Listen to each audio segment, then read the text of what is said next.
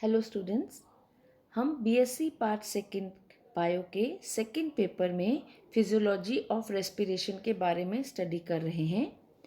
इससे पहले के लेक्चर्स में हमने mechanism of breathing, exchange of gases and transport of oxygen by blood study किया था। इसी सीरीज़ को आगे कंटिन्यू करते हुए आज हम स्टडी करेंगे transport of carbon dioxide by the blood. Oxidative metabolism की वजह से सेल्स में जो कार्बन डाइऑक्साइड फॉर्म होता है वो दो फॉर्म्स में ट्रांसपोर्ट होता है, in the physical form and as chemical compounds. Physical solution में जो कार्बन डाइऑक्साइड ट्रांसपोर्ट होता है वो सिर्फ 7% होता है। यह कार्बन डाइऑक्साइड जो है वो केमिकली कंबाइन होता है पानी के साथ और फॉर्म करता है कार्बोनिक एसिड। कुछ भी इंक्रीज अगर कंसंट्रेशन में होता है तो ये जो कार्बोनिक एसिड है उसका डिसोसिएशन हो जाता है into hydrogen ions and bicarbonate ions.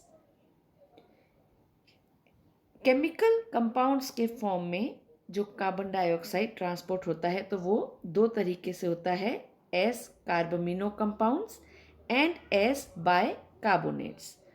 कार्बमिनो compounds के फॉर्म में 20% of carbon dioxide is transported. Carbon dioxide जो है वो कंबाइन करता है हीमोग्लोबिन के साथ, so free amino group of haemoglobin and it forms the carbamino hemoglobin.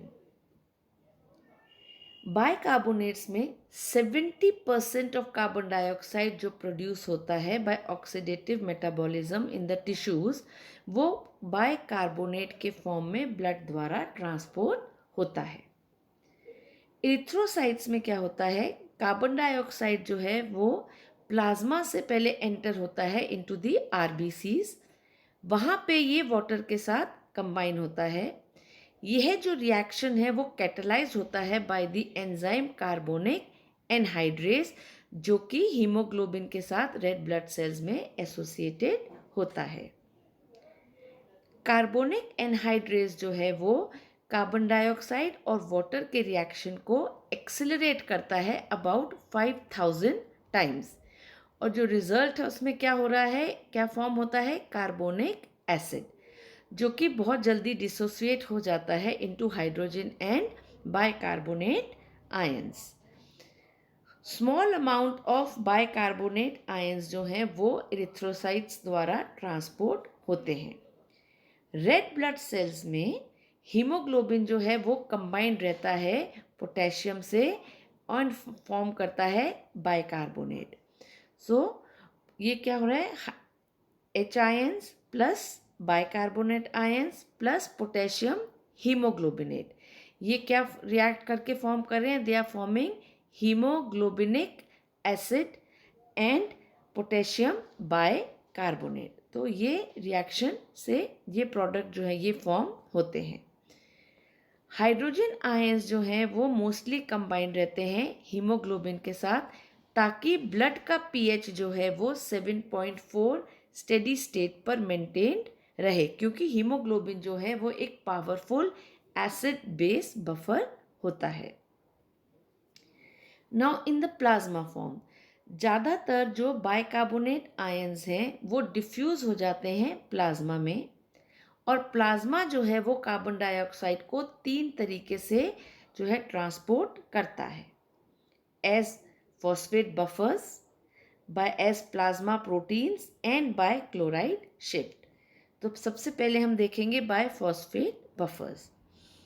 Alkaline phosphates जो हैं वो कंबाइन करते हैं कार्बोनिक एसिड से प्लाज्मा में to form sodium bicarbonates. तो disodium hydrogen phosphate plus carbonic acid क्या फॉर्म हो रहा है, हीमोग्लोबिनिक एसिड।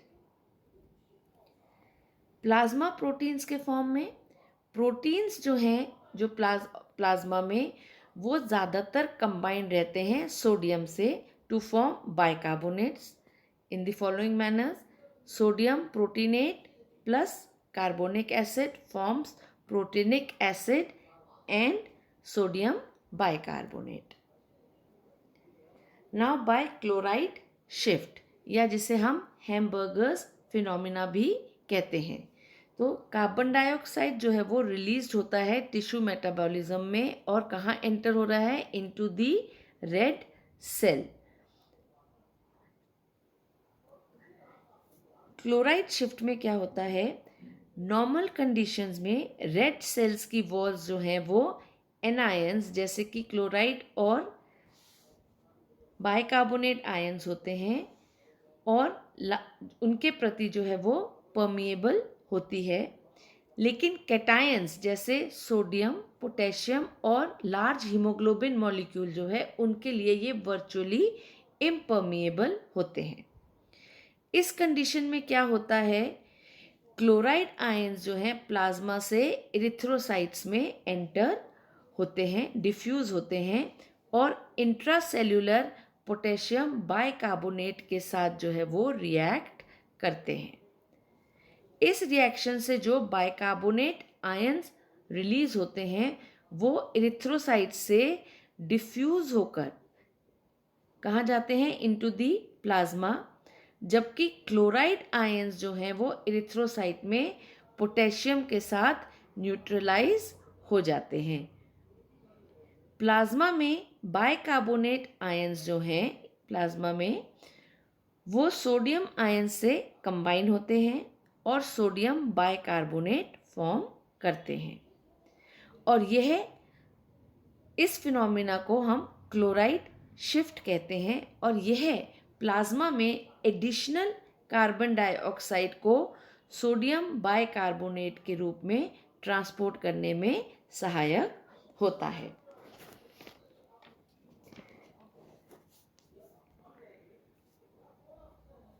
जितने भी रिएक्शंस हो रहे हैं क्लोराइड शिफ्ट में वो सारे के सारे रिएक्शंस जो हैं वो रिवर्सिबल होते हैं. लंग्स में जब ब्लड आर्टीरियल हो जाता है तो क्लोराइड वापस प्लाज्मा में शिफ्ट हो जाता है और इंट्रासेल्युलर पोटेशियम लिबरेट करता है to buffer the newly formed oxyhaemoglobin, और प्लाज्मा में सोडियम को न्यूट्रलाइज करता है जो कार्बन डाइऑक्साइड के रिमूवल से लिबरेट होता है during respiration. Now release of carbon dioxide at the respiratory surface. Respiratory surface पर कार्बन डाइऑक्साइड जो ब्लड द्वारा कैरी किया गया है वो कैसे रिलीज होता है. कार्बन डाइऑक्साइड किस फॉर्म में गया है, in the form of carbonic acid, sodium potassium के बाइकार्बोनेट्स के फॉर्म में और कार्बामिनो कंपाउंड से. ये सारे के सारे these are carried to the lungs, जहाँ पर उनका ब्रेक डाउन होता है वेरियस फैक्टर्स के थ्रू और वो लिबरेट करते हैं कार्बन डाइऑक्साइड. तो कार्बोनिक एसिड कार्बोनिक एनहाइड्रेस के प्रेजेंस में वाटर और कार्बन डाइऑक्साइड फॉर्म करता है. इसी तरीके से जो है पोटेशियम बाइकार्बोनेट जो है वो ऑक्सी हीमोग्लोबिन की एसिडिटी की वजह से पोटेशियम कार्बोनेट, वाटर और कार्बन डाइऑक्साइड रिलीज करते हैं. सोडियम बाइकार्बोनेट जो है वो ऑक्सी हीमोग्लोबिन की एसिडिटी की वजह से ही सोडियम बाइकार्बोनेट, वाटर और कार्बन डाइऑक्साइड फॉर्म करते हैं. और इसी तरीके से कार्बामिनो हीमोग्लोबिन जो है वो because of the reduction of higher concentration of oxygen की वजह से फॉर्म करते हैं free amino group of haemoglobin and carbon dioxide. So इस तरीके से कार्बन डाइऑक्साइड जो है वो ब्लड के द्वारा ट्रांसपोर्ट होता है. अगले लेक्चर में हम कार्बन डाइऑक्साइड डिसोसिएशन कर्व के बारे में स्टडी करेंगे. Till then goodbye, take care.